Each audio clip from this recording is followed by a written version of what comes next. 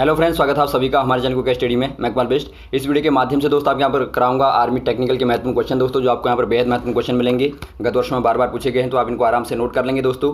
और यहाँ पर देखिए, शुरू करने के पहले थोड़ी सी एक दरख्वास्त करना चाहेंगे। यदि आपने हमारे चैनल को सब्सक्राइब नहीं किया अभी तक, तो प्लीज़ हमारे चैनल को सब्सक्राइब कीजिए दोस्तों, और बेल आइकन को प्रेस करना ना भूलिएगा, ताकि हमारी वीडियो को आप प्रथम पा सकें दोस्तों। तो आइए शुरू करते हैं आराम से। आप देखिएगा, एक कॉपी और पेन आप जरूर निकाल लेंगे दोस्तों, ताकि जो भी आपको क्वेश्चन मिलेंगे, फॉर्मूले मिलेंगे, उनको आप नोट करते रहेंगे। देखिए, पहला क्वेश्चन क्या दिखता है। एक घड़ी का आवर्तकाल पृथ्वी की तुलना में चंद्रमा पर पहुंचने में कितना होगा दोस्तों। यहाँ पर देखिए, आवर्तकाल जो आपका होता है, इसका फॉर्मूला पहले आपको पता होना चाहिए। टी बराबर आपका होता है दोस्तों, टी बराबर आपका होता है 2 पाई अंडर रूट के अंदर एल अपॉन जी। अब यहाँ पर देखिए, आप अपॉन में जी देखते हैं। आपको पता होगा दोस्तों, पृथ्वी की तुलना में चंद्रमा पर जी का मान 1/6 होता है। तो यहाँ पर देखिए, आप पृथ्वी पर निकालेंगे टी को, तो आपका होगा 2 pi under root L upon G. अब देखिए, इसी को आप चंद्रमा पर निकालेंगे दोस्तों, मून पर निकालेंगे, टी एम अर्थात मून पर निकालेंगे, तो 2 pi under root L upon G upon आपको 6 करना पड़ेगा। अब दोस्तों यहाँ पर देखिए, आपका जी अपॉन 6 जो है, ये आपका ऊपर जाएगा, 6 आपका ऊपर जाएगा, तो आपका एल के साथ में गुणा हो जाएगा। तो टी एम बराबर क्या आ जाएगा दोस्तों, टी एम बराबर आपका आ जाएगा 2 पाई अंडर रूट के अंदर दोस्तों आपका 6 आ जाएगा, और एल अपॉन जी। अब आप देखिए दोस्तों, यदि आप रूट 6 को बाहर निकाल दें, तो आपका देखिए टी एम बराबर सेपरेट कर देंगे आप 2 पाई, रूट 6 को आपने बाहर सेपरेट कर दिया, तो अंदर बचा आपका रूट एल अपॉन जी। आप नोट करते रहेंगे, तभी आपकी समझ में आ पाएगा, बाद में काम आएगा। अब दोस्तों यहाँ पर देखिए, आप पॉज करके नोट करते रहेंगे फॉर्मूला को। अब यहाँ पर देखिए, आपने रूट 6 को बाहर निकाल दिया, तो आपका अंदर क्या बना दोस्तों, आपका रूट 6 अलग हो गया पॉइंट, आपका फिर वही 2 पाई गुणा दोस्तों 2 pi under root L upon G आ गया। अब देखिए, 2 pi under root L upon G का होता है दोस्तों, ये आपका अर्थ का होता है। तो ये आपका आ गया दोस्तों टी एम बराबर रूट 6 और यहाँ पर टी अर्थ, अर्थात दोस्तों आपका आवर्तकाल अर्थवत जितना था उसका रूट 6 गुणा हो गया। तो ऑप्शन नंबर आपका पहला वाला सही हो जाएगा। तो इस प्रकार से दोस्तों आप इसको निकालेंगे। अगला क्वेश्चन देखिए दोस्तों, सरल आवर्त गति के लिए विस्थापन तथा कोणीय आवृत्ति में क्या संबंध है दोस्तों। पहले आपको देखिए, सरल आवर्त गति पता होनी चाहिए। आपकी सिंपल हार्मोनिक मोशन दोस्तों इस प्रकार से होता है। अब देखिए, इसमें जो आपकी कोणीय आवृत्ति दी है दोस्तों, आपकी जो एंगुलर फ्रीक्वेंसी होती है दोस्तों, ये एंगुलर फ्रीक्वेंसी होती है, तो इसको आप ओमेगा से रिप्रेजेंट करते हैं दोस्तों। ओमेगा इस प्रकार का होता है। अब यहाँ पर देखिए, आपको विस्थापन अर्थात डिस्प्लेसमेंट और ओमेगा में आपको संपर्क बताना है दोस्तों, संबंध बताना है दोस्तों। आपका त्वरण बराबर होता है, जो आपका एक्सेलरेशन होता है, ए बराबर होता है दोस्तों आपका माइनस ओमेगा स्क्वायर वाई। अब देखिए, यहाँ पर आपका ओमेगा क्या है दोस्तों, ये आपका ओमेगा क्या हो जाएगा, वही आपकी कोणीय आवृत्ति हो जाएगी, और वाई दोस्तों आपका डिस्प्लेसमेंट हो जाएगा। तो ऑप्शन नंबर आपका पहला वाला सही हो जाएगा। अगला क्वेश्चन देखिए दोस्तों, दिए गए चित्र में प्रदर्शित करता है, क्या प्रदर्शित करता है दोस्तों। आपको देखिए, विस्थापन दिया इस प्रकार से, और ग्राफ दिया दोस्तों आपको, घटता हुआ ग्राफ दिया है समय के साथ में।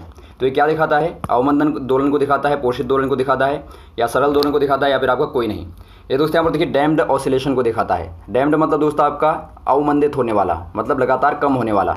आपको पता होगा दोस्तों, यदि आपका माध्यम कोई भी आपने तरंग दी दोस्तों और उसको छोड़ दिया, तो धीरे धीरे वो कम होती जाती है, और एक बार दोस्तों जीरो हो जाती है। तो इसे आप बोलते हैं अवमंदन दोलन अर्थात डैम्ड ऑसिलेशन। और वैसे ही दोस्तों, यदि आपका पोषित वाला होगा, तो ये आपका बढ़ता रहता है दोस्तों। थोड़ा सा आपने किया, फिर आपने थोड़ा सा आगे बल लगाया, तो ये बढ़ेगा, तो ये दोस्तों आपका पोषित वाला होता है। और सरल क्या होता है दोस्तों, सरल में आपका सिंपल आपका साइन वेव होती है इस प्रकार की, तो इसे आप सरल आवर्त कहते हैं। अगला क्वेश्चन देखिए दोस्तों, आपको यहाँ पर फिगर दिख रहा है, फिगर को आप ध्यानपूर्वक देखिए। आपके 2 स्प्रिंग दिखते हैं, जिनको आपने श्रेणी क्रम में जोड़ा है। स्प्रिंग यहाँ पर देखिए, आपका K1 और K2 क्या है दोस्तों, इनके स्थिरांक हैं, जो आपके स्ट्रेचिंग स्थिरांक हैं। अब देखिए, यदि आपको K1 तथा K2 का मान क्रमशः 2 सेंटीमीटर तथा 3 सेंटीमीटर दिया है, तो खींची हुई स्प्रिंग में कुल लंबाई आपको 10 सेंटीमीटर दी है, तो स्प्रिंग में लगने वाला बल आपको निकालना है दोस्तों। यहाँ पर देखिए, जब आप स्प्रिंगों को श्रेणी क्रम में जोड़ते हैं, तो उसमें क्या होता है दोस्तों, आपको पता होना चाहिए बल कितना लगता है। यदि दोस्तों आप सामान्य एक स्प्रिंग की बात करें, यहाँ पर हम एक सिंगल को लेते हैं, और इसका दोस्तों मान लीजिए स्थिरांक आपका K है, तो ये दोस्तों जो आपका बल लगता है इस पर F बराबर माइनस K, और यहाँ पर आपका Y होता है। जहाँ पर K क्या है दोस्तों, आपका स्थिरांक हो गया, Y आपका विस्थापन हो गया, तो ये आपका होता है, और माइनस अपोजिट यहाँ पर डायरेक्शन है, तो आपका मोशन हो रहा है, तो आपका माइनस आएगा। तो ये आपको फॉर्मूला पता होना चाहिए। अब देखिए, जब आप दोस्तों दोनों को जोड़ते हैं श्रेणी क्रम में, अर्थात एक आप सीरीज़ में जोड़ते हैं, ऐड करते हैं, तो उसके लिए फॉर्मूला निकलता है दोस्तों आपका F बराबर माइनस K1 K2 बट्टे K1 प्लस K2, और यहाँ पर दोस्तों आपका Y, और Y क्या होगा दोस्तों, आपका Y बराबर Y1 प्लस Y2 होगा, क्योंकि Y को आप टोटल निकालेंगे। तो इस प्रकार से होता है। तो ये फॉर्मूला आप नोट कर लेंगे श्रेणी क्रम का। वैसे यदि आपकी समांतर क्रम में स्प्रिंग हैं दोस्तों, इस प्रकार से आपकी जुड़ी रहती हैं, मान लीजिए ये है और फिर एक ये है, और दोनों में वजन दोस्तों यहाँ पर लगा रहता है mg करके।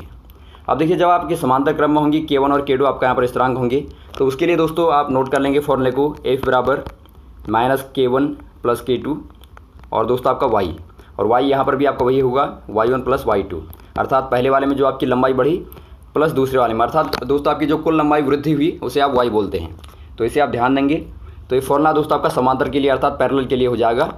तो फिलहाल यहाँ पर आपको निकालना है दोस्तों इनका क्या होगा, इनका आप मान रख देंगे दोस्तों -K1 K2 में -K1 K2 क्या है दोस्तों 2 × 3 हो जाएंगे बट्टे 2 धन 3, और y क्या है दोस्तों आपको यहाँ पर देखिए कुल लंबाई बढ़ी हुई आपको लंबाई दी है 10 सेंटीमीटर।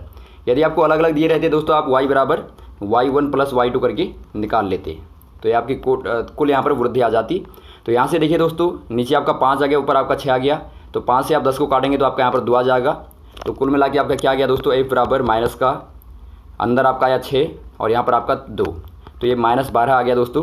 तो ये काहे में आएगा, न्यूटन में आपका आ जाएगा। तो ऑप्शन नंबर आपका दोस्तों बी वाला सही हो जाएगा। अगला क्वेश्चन देखिए दोस्तों, एक बस की गति 5 सेकंड में 80 किलोमीटर प्रति घंटे से घट करके 60 किलोमीटर प्रति घंटा हो जाती है, तो त्वरण का मान आपको बताना क्या होगा।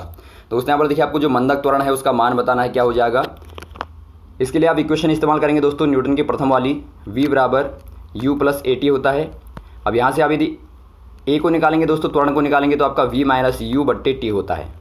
अब देखिए आपको प्रारंभिक और अंतिम वेग आपको यहाँ पर दिए हैं, वेलोसिटीज़ दिए हैं, तो इनमें आप रख देंगे दोस्तों। तो यहाँ पर देखिए दोस्तों आपको क्या मिलेगा, आपको पहले आप v - u निकाल लीजिए। ये आपका निकलता है दोस्तों आपका 80 - 60 करेंगे तो ये आपका 20 मिलता है, आपको 20 किलोमीटर प्रति घंटा। अब दोस्तों यहाँ पर देखिए आपको किलोमीटर प्रति घंटे को मीटर प्रति सेकंड में कन्वर्ट करना पड़ेगा, क्योंकि आप आंसर को देखते हैं मीटर प्रति सेकंड का स्क्वायर में है, तो आप मीटर सेकंड में देखते हैं तो आपको दोस्तों 20 किलोमीटर प्रति घंटे को मीटर प्रति सेकंड में कन्वर्ट करना पड़ेगा। 20 किलोमीटर प्रति घंटा को आप सेकंड में कन्वर्ट करेंगे तो कैसे करेंगे दोस्तों, आप 20 × 5/18 आप नोट कर लेंगे। 5/18 का गुणा करने पर दोस्तों आपका मीटर प्रति सेकंड में 4 आ जाएगी। तो इसे आप गुणा करेंगे दोस्तों, देखिए आपका 100/20 × 5 करेंगे 100/18 आ गया, तो आप फिलहाल कर देंगे 100/18, तो इतना मीटर प्रति सेकंड। अब दोस्तों इसे आप रख देंगे v - u की जगह पे, उससे आपको क्या मिलेगा, देखिए 100 बट्टे दोस्तों आपका 18 नीचे चला जाएगा, और नीचे पहले से आपका क्या था दोस्तों, आपका समय था, क्योंकि आपका v - u/t होता है, तो नीचे आपका दोस्तों t था, तो गुणा आपका t अर्थात 5 सेकंड आपको दिया तो 5 हो जाएगा, तो 18 × 5 आपका 90 हो गया, तो 100/90 आपका आ गया दोस्तों 100/90। तो इसे आप सॉल्व करेंगे, देखिए आपका 10/9, तो ये समथिंग दोस्तों आपका 1.122 आपका मीटर प्रति सेकंड का स्क्वायर में आ जाएगा। तो ऑप्शन नंबर आपका सी वाला दोस्तों सही हो जाएगा। अगला क्वेश्चन देखिए दोस्तों, पूर्ण प्रज्वलित की स्थिति में 100 वाट 200 वोल्ट का बल्ब का प्रतिरोध आपको बताना है। एक बल्ब दोस्तों यहाँ पर देखिए पूर्ण प्रज्वलित का मतलब अपनी पूरी क्षमता से जल रहा है, तो आपको 100 वाट 200 वोल्ट पे प्रतिरोध निकालना है। आपको पता होगा दोस्तों P बराबर क्या होता है, v²/r होता है, और P बराबर आपका VI भी होता है, यहीं से आपका निकलता है फॉर्मूला। तो ये फॉर्मूला आपको शक्ति का दोस्तों पता होना चाहिए, पावर का पता होना चाहिए, जो आपका पावर लॉस होता है दोस्तों आप इसी से निकालते हैं। अब यहाँ पर देखिए आप क्या रखेंगे दोस्तों, आपको मान दिया गया है, इसका इस्तेमाल कर सकते हैं आप। यहाँ पर R को निकालेंगे तो आपका R बराबर क्या हो जाएगा, v²/p। तो यहाँ पर आप रख देंगे दोस्तों, आपको दोनों दिए हैं, v² क्या हो जाएगा आपका 200 का स्क्वायर बट्टे p आपका दोस्तों 100। तो यहाँ से आपका देखिए दोस्तों क्या आएगा, 200 का स्क्वायर करेंगे तो आपका 40,000 आएगा, और बट्टे दोस्तों आप 100 कर देंगे, 2 0 काटेंगे तो आपका बचा 400, अर्थात 400 ओम दोस्तों प्रतिरोध निकल जाएगा। ऑप्शन नंबर डी वाला आपका सही हो जाएगा। अगला क्वेश्चन देखिए दोस्तों, एक कुंडली में बद्ध चुंबकीय फ्लक्स 0.1 सेकंड में 1 वेबर से घट करके आपका 0.1 वेबर हो जाता है, तो कुंडली में प्रेरित विद्युत वाहक बल का मान आपको बताना है। बहुत ही अच्छा क्वेश्चन है दोस्तों। वेबर आपको पता होगा, ये आपका फ्लक्स का मात्रक होता है दोस्तों। तो यहाँ पर देखिए आपका क्या है, चुंबकीय फ्लक्स जो है, चुंबकीय फ्लक्स के बारे में आपको पता होना चाहिए। जब कोई कुंडली आप लेते हैं दोस्तों, तो यहाँ से निकलने वाली जो आपकी बल रेखाएं होती है बीच से निकलने वाली, इनको दोस्तों आप चुंबकीय फ्लक्स कहते हैं। क्या निकालना आपको निकालना है विद्युत वाहक बल। तो आपको विद्युत वाहक बल निकालना है दोस्तों। फैराडे के लॉ से विद्युत वाहक बल बराबर क्या होता है, -d∅/dt। तो d∅ का मतलब दोस्तों आपका फ्लक्स में परिवर्तन बट्टे dt मतलब आपका समय, जो आपका जो छोटा सा समय अंतराल हुआ है। तो d∅ आप कैसे निकालेंगे दोस्तों, d∅ का मतलब है आपका दोस्तों ∅1 - ∅2। तो d∅ बराबर क्या हो जाएगा दोस्तों आपका 0.1 - 1। तो ये आपका यहाँ पर हो जाएगा, जो आपका आएगा दोस्तों माइनस का, ये आपका आएगा माइनस का 0.9। तो दोस्तों आप रख देंगे मान को एप्सिलॉन बराबर आपका -d∅/dt। आपको दोस्तों यहाँ पर ध्यान देना, माइनस आपका ऑलरेडी फॉर्मूले में होता है, तो ये आप ध्यान देंगे, क्योंकि आपका लेंस के लॉ से दोस्तों आपका माइनस साइन आपका आएगा। अब देखिए यहाँ पर आप क्या रख देंगे दोस्तों, d∅ की जगह पर रख देंगे आप -9 -0.9, और dt की जगह पर रख देंगे दोस्तों आप 0.1 सेकंड।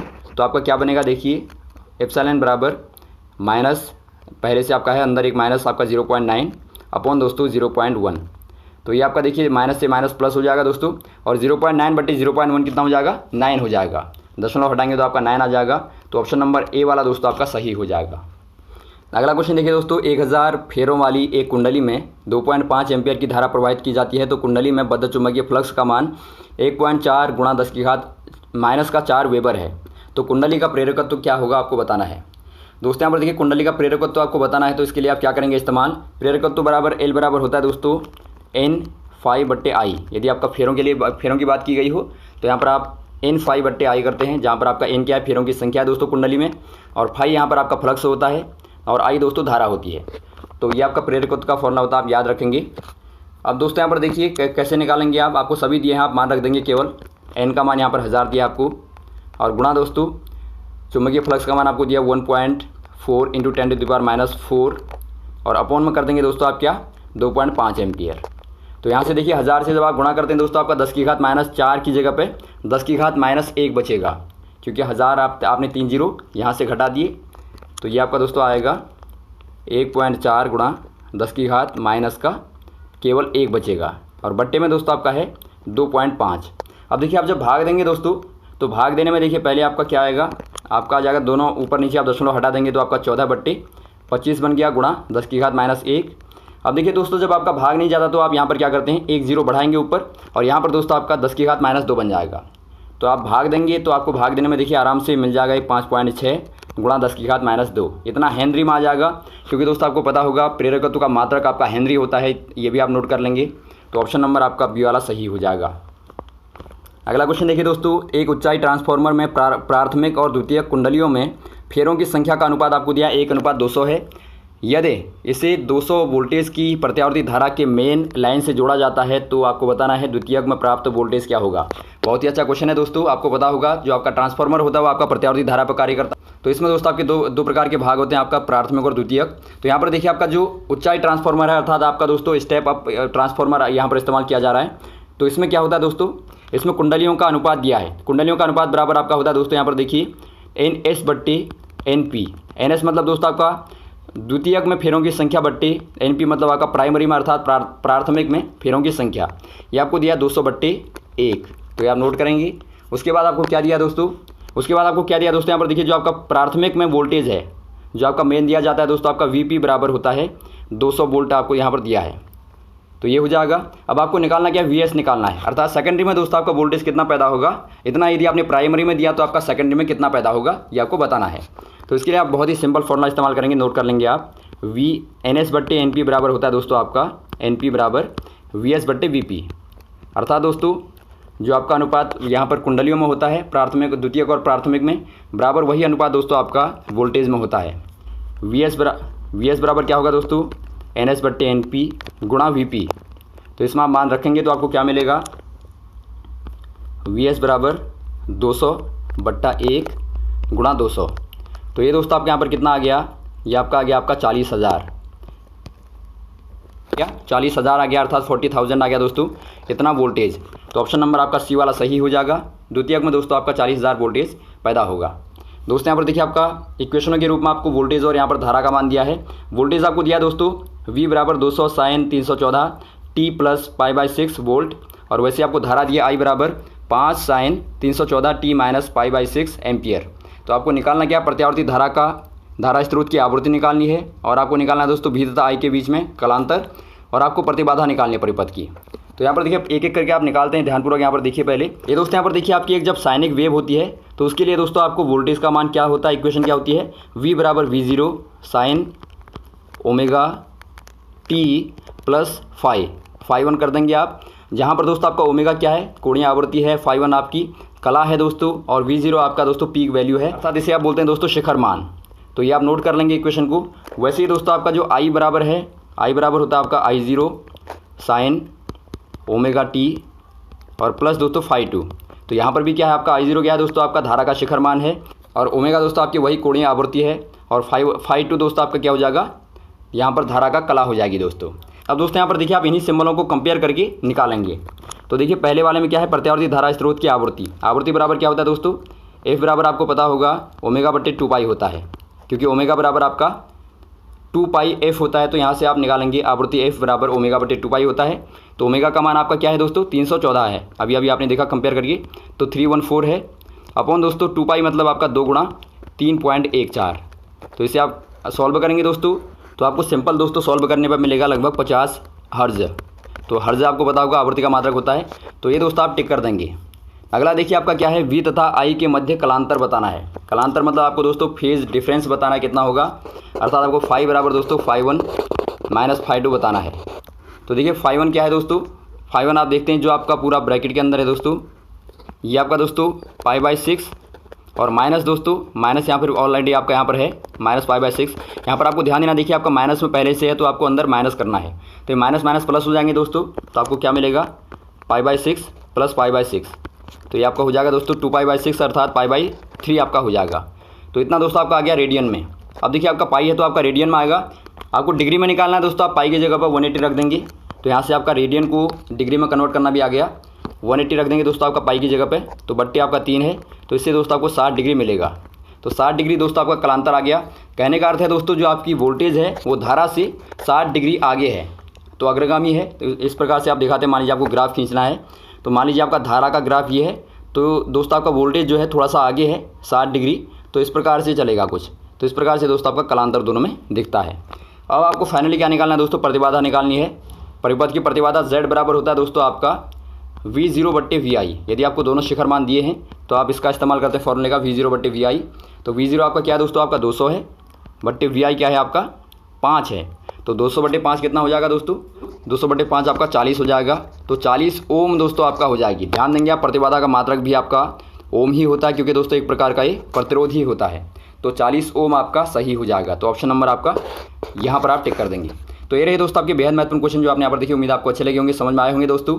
और यहाँ पर देखिए वीडियो आपको अच्छा लगा हो दोस्तों, आप ज़रूर शेयर करें, लाइक करें, क्योंकि दोस्तों बहुत मेहनत लगती है क्वेश्चन को बनाने में। यदि आप सपोर्ट करेंगे तभी आपके लगातार मिलते रहेंगे आपको। तो हमारे साथ भी बने रहेगा। ओके, थैंक्स, जय हिंद, जय भारत।